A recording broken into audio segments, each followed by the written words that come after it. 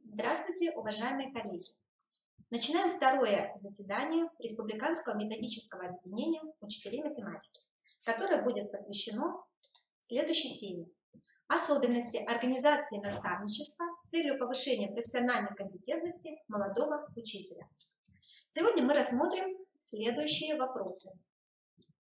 Об организации работы наставников с молодыми специалистами с нами поделится опытом Шихонина Елена Александровна, директор средней школы номер 1 города Сыктывкара. Второй вопрос будет посвящен проблеме подготовки молодых педагогов к первой аттестации. С этим своими знаниями и опытом поделится Кокшарова Ольга Геннадьевна, заместитель директора по учебно-воспитательной работе средней школы номер 16 города Сыктывкара, и Поздеева Валентина Тимофеевна, заместитель директора по учебной работе, учитель математики и информатики средней школы номер 13 города Сыктывкара. После выступления можно будет задать или написать нам вопросы. Ну, если получится и позволит техника нам, то мы ответим сразу на эти вопросы, ну, или позже. Итак, слово предоставляется Шихониной Елене Александровне. Добрый день, уважаемые коллеги. Тема моего выступления об организации работы наставников с молодыми специалистами. Сейчас на экране вы увидите определение, которое есть сегодня и которое принято, молодого специалиста. Но мы в нашей образовательной организации пользуемся неким другим словосочетанием «молодой учитель», поскольку все-таки для нас сегодня важно не только работа с молодыми специалистами, которые законодательно закреплены в определении, то есть те, которые пришли после окончания высшего учебного заведения, имея диплом и приступают к работе сразу, но и есть и работники, которые приходят в образовательную организацию, имея диплом, но не имея опыта работы в образовательной организации, а несколько лет работали совершенно в другой отрасли. Такие люди у нас тоже в школе есть, и, следовательно, возрастные границы молодых учителей – это от 21 до 35 лет. Поэтому и мы выстраиваем работу, вот исходя из этих двух позиций. Как в нашей образовательной организации строится работа с молодыми учителями? Мы, как и, пожалуй, наверное, все в других образовательных организациях, искали свои приемы, свои методы, свои формы. Потому что, в общем-то, какие-то устаревают, какими-то мы еще не овладели. Но вот те направления, на которых мы остановились на сегодняшний день, я озвучу. Первое – это исполнение норм трудового законодательства в части защиты прав молодого специалиста. То есть, если к вам на работу приходит молодой специалист, в том числе и учитель математики, он четко должен понимать, что с ним будет заключен трудовой договор, из чего будет складываться заработная плата молодого специалиста, он должен быть ознакомлен с правилами внутреннего трудового распорядка, с регламентом работы образовательной организации, и даже такие вопросы, как дресс-код учителя, молодого учителя, тоже для них оказываются новшеством. Поэтому вот на эти вопросы отвечает руководитель образовательной организации, который ведет работу с молодым учителем. Второе направление – это методическое сопровождение молодых учителей.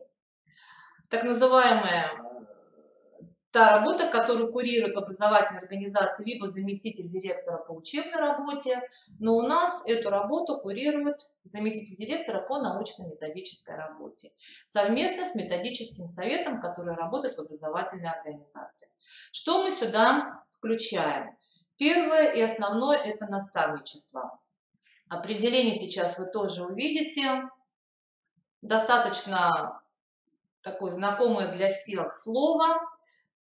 Наставник определяется внутри методического объединения на добровольной основе. То есть сегодня никого нельзя заставить выполнять функцию наставника, если педагог не хочет.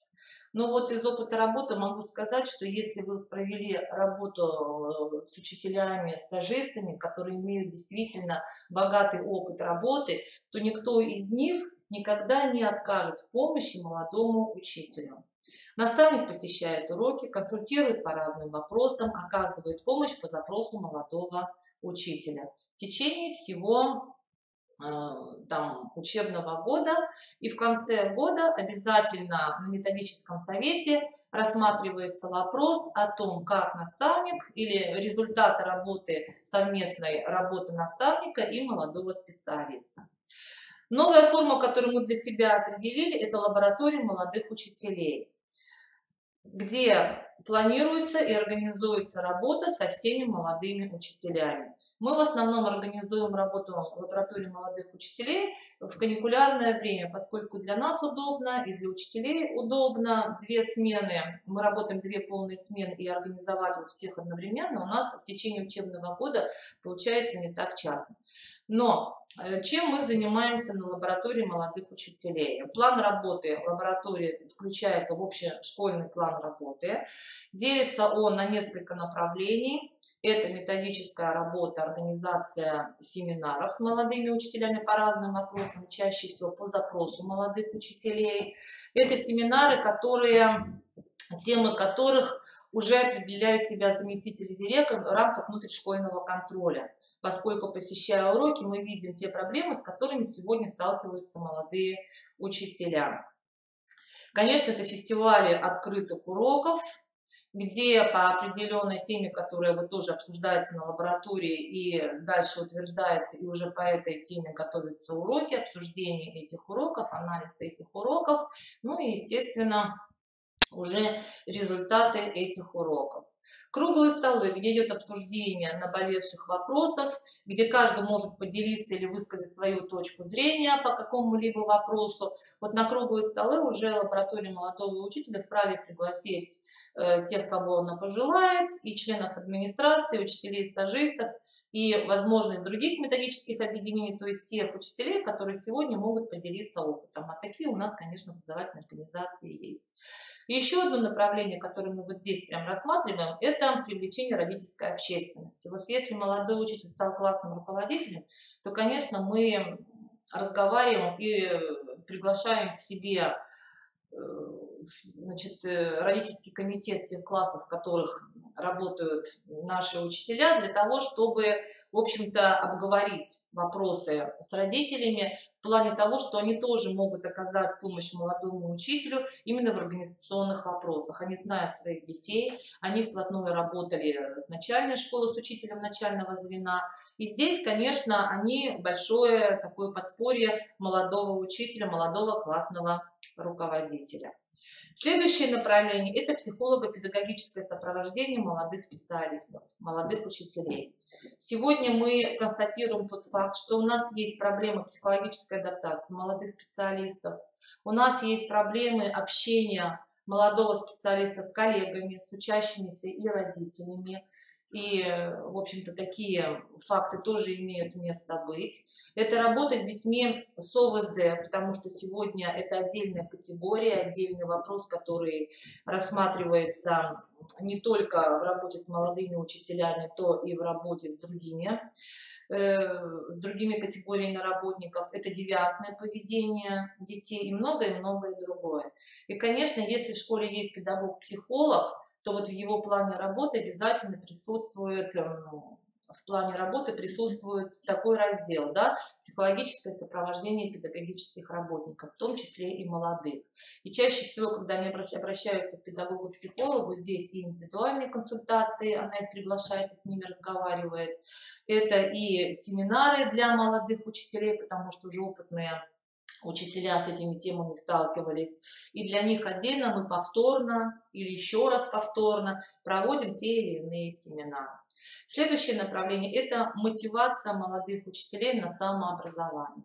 Вопрос, который очень проблемный, вопрос, который сегодня стоит остро, я думаю, что во многих образовательных организациях. Вот здесь мы тоже ищем свои те ниточки, которые позволят молодому человеку, в общем-то, наработать тот необходимый материал, который ему понадобится дальше при аттестации на квалификационную категорию. Здесь поощрение учителей рассматривается и на уровне школы, и на уровне муниципалитета, там, где, в общем-то, школа сегодня находится. И если это школа, то, конечно, мы привлекаем сегодня молодых учителей в методическую работу на уровне подготовки педагогических советов.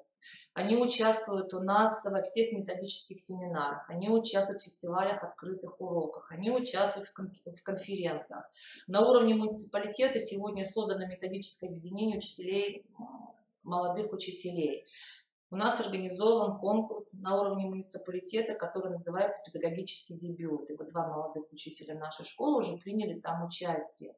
Там есть свои условия, но это дает тоже стимул для определенного роста, для накопления опыта и для того, чтобы можно было этот опыт дальше транслировать. И последнее направление в работе с молодыми учителями – это сотрудничество руководителей образовательной организации с учебными заведениями. Вот у меня есть опыт работы с Атакамским государственным университетом с кафедрой математики, когда у меня была возможность и побывать на выпускном экзамене, на квалификационном экзамене на защите диплома математика будущих учителей математики, и когда меня приглашали прочитать небольшие лекции по такой теме, как что требуется или на что обратить внимание при поступлении на работу молодому учителю. Многие вещи, которые вроде бы для меня кажутся абсолютно такими обыденными, да, для молодых людей кажутся такими странными, потому что для них просто открываются глаза. Это вот тоже очень важно. И если у руководителя появляется возможность из выпускников выбрать себе учителя, конечно, я этим пользуюсь и воспользовалась, и пригласила к себе на работу учителя математики. В частности, это был 2016 год. Вот я думаю, что все, что я хотела сказать в этом направлении. Спасибо. Спасибо большое. Так, переходим ко второму вопросу о подготовке молодых педагогов к первой аттестации. Слово Ольге Геннадьевне.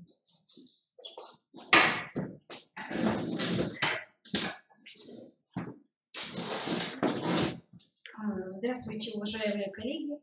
Я немножко освещу вопрос об аттестации молодого специалиста. Молодой специалист аттестуется, в принципе, в равных условиях со всеми остальными педагогами. То есть особых отличий нет. А именно аттестация проводится в соответствии с приказом Министерства образования и науки Российской Федерации номер 276 от 7 апреля 2014 года. Чтобы получить первую квалификационную категорию, необходимо представить результаты работы за 3 года в форме либо портфолио, либо сдать экзамен. С первой квалификационной категории на высшую квалификационную категорию можно аттестоваться через 2 года. Таким образом, молодой специалист, который проявил себя, заявил и, соответственно, получил какое-то подтверждение, может получить высшую квалификационную категорию по прошествии 5 лет, что, в общем-то, неплохо. Но эти обе формы, и экзамен, и портфолио, достаточно трудоемкие. И, к сожалению, практика показывает, что не у всех молодых специалистов это получается с первого раза. Поэтому они идут немножко по другому пути. Они подают заявление на соответствие должности. На соответствие должности проводится это соответствие 1 раз в 5 лет. В принципе, оно возможно. Молодой специалист может быть аттестован через 2 года. Это самый минимальный срок. Например, если он поступил 28 августа 2015 года на работу, то по прошествии 2 лет, а именно 28 августа 2017 года, он может подать на аттестацию. Но если в это время учитель молодой вышел в декретный отпуск, то в этом случае отчет этих 2 лет будет начинаться с момента, когда он выйдет с декретного отпуска, либо с отпуска по уходу за ребенком. И еще один аспект, тоже немаловажный, что если учитель перешел из одной образовательной организации в другую образовательную организацию, то отсчет этих 2 лет будет начинаться с того момента, когда он поступил в новую образовательную организацию. Аттестация на соответствие должности, как она проводится в школе? В школе создается комиссия. Руководитель пишет представление на молодого специалиста, который аттестуется. В течение 1 месяца руководитель должен ознакомить с представлением.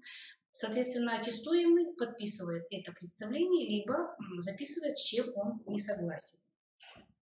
Условия и порядок аттестации на соответствие должности в каждой школе может устанавливаться самостоятельно.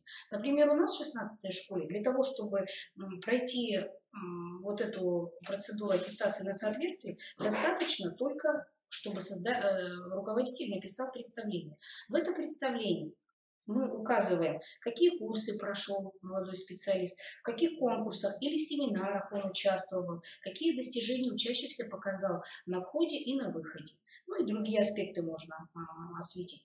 В других образовательных организациях это может быть создание и представление технологической карты урока, может быть анализ посещения администрации уроков молодого специалиста и так далее. То есть здесь возможны различные варианты, и они для каждой школы будут своими. Надо отметить, что аттестация на соответствие должности совсем не влияет на то, что молодой специалист хочет подать на первую квалификационную категорию. То есть он может параллельно быть аттестованным на соответствие, но в то же время собирать документы или же готовиться к экзамену. На первую квалификационную категорию и высшую квалификационную категорию аттестовать может только Республиканская аттестационная комиссия в соответствии с приказом, который я назвала. Можно предложить еще другой вариант. На сайте КРИО есть достаточно полный и достаточно правдивый раздел аттестации. Там подробно расписано, как составить портфолио, как сдавать экзамен. И если проходят какие-то изменения в российском законодательстве в этой части, то они сразу же отражаются в этом разделе. С введением профстандартов, которые сейчас стали достаточно актуальны, мы думаем, что наверняка будут изменения. Поэтому, чтобы пройти аттестацию, необходимо все-таки и изучать, и быть в курсе всех новшеств, которые имеются на законодательной базе. Таким образом, чтобы подготовиться к первой аттестации, молодой специалист, мы так рекомендуем, что ему нужно в первую очередь это изучить процедуру аттестации и нормативную базу, которая касается этого момента. Второе, по возможности систематически принимать участие в конкурсах, в семинарах, проводимых на различных уровнях. Своевременно проходить курсы повышения квалификации, а также посещать самим и проводить открытые уроки, на уровне школы, района, города или республики. В общих чертах я тоже заканчиваю свое выступление и надеюсь, что молодые специалисты, которые в школе работают, они останутся и будут в дальнейшем нашим продолжением. Мы будем ими гордиться и, соответственно, чтобы у них все получилось и у нас, чтобы тоже все получилось. Теперь я слово передаю Татьяне. Валентина Тимофеевна, учитель математики, заместитель директора МАУ-СОЖ номер 12 города Сыктывкара. Аттестация – это очень важный и нужный момент в жизни любого учителя.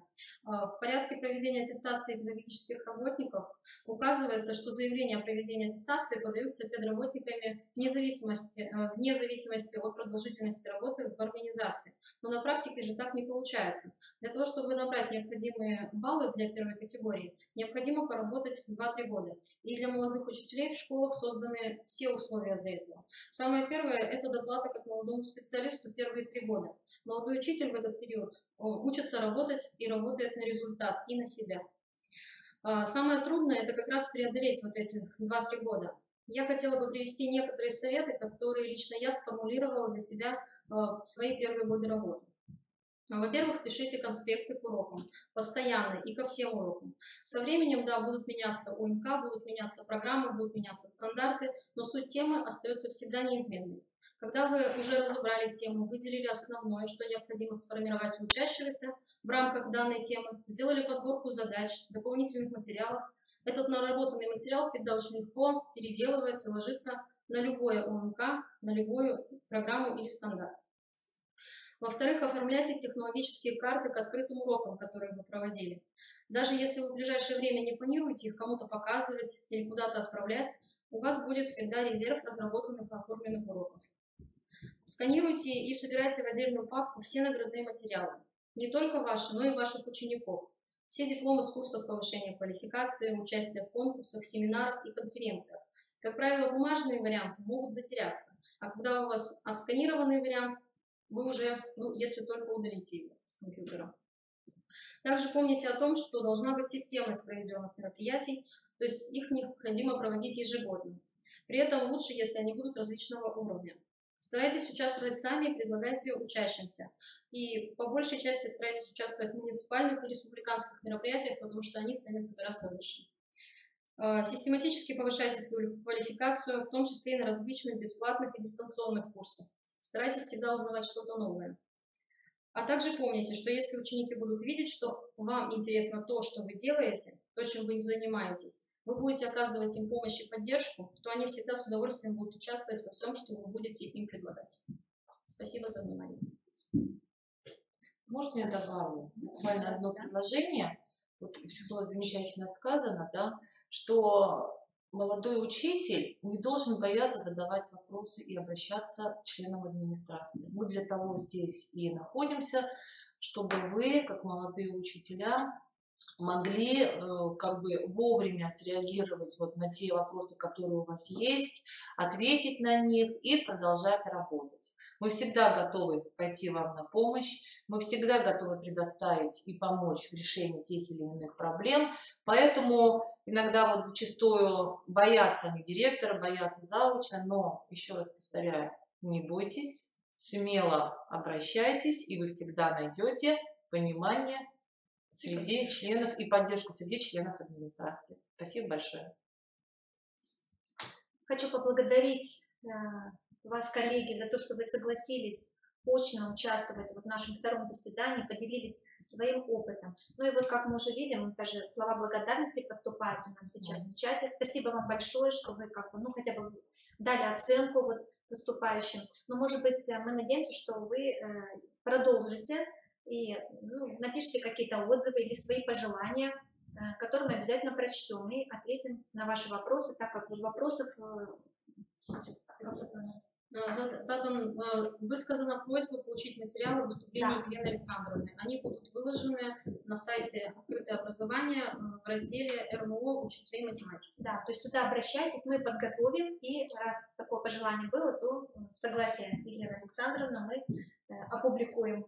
Вообще, если возникает потребность в каких-то материалах или есть какие-то вопросы лично ко мне, возможно, к моим коллегам, то у нас есть официальный сайт первой школы, есть электронная почта, которая там указана, поэтому вы можете задавать эти вопросы, направлять их по электронной почте лично мне, я все время ее отслеживаю и обязательно отвечу на все вопросы.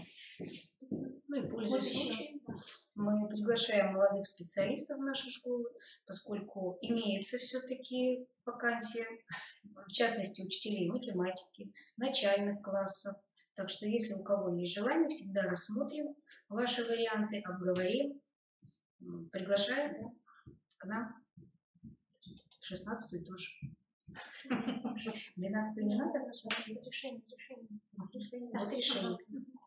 Так, пришло время вынести решение нашего собрания членов Республиканского методического объединения учителей математики. Значит, мы предлагаем руководителям муниципальных и внутришкольных методических объединений учителей математики обсудить эффективность организации работы с молодыми специалистами в своих учебных заведениях и внести предложение в создание единой модели наставничества. Мы будем ждать ваши предложения. И спасибо всем за внимание. До свидания.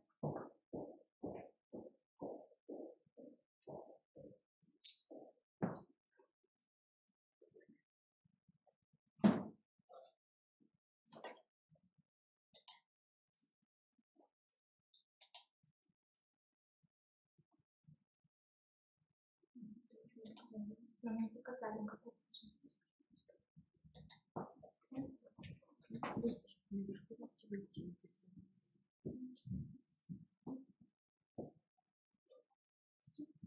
что у нас могут отвечать такие? Точно выйти, да? Да. Все, мы вышли, да? Все, включите крестик. Коллеги, спасибо. Молодцы. Все хорошо. Воркуте тоже не Мне кажется, что Воркуте-то как бы там же только шахты.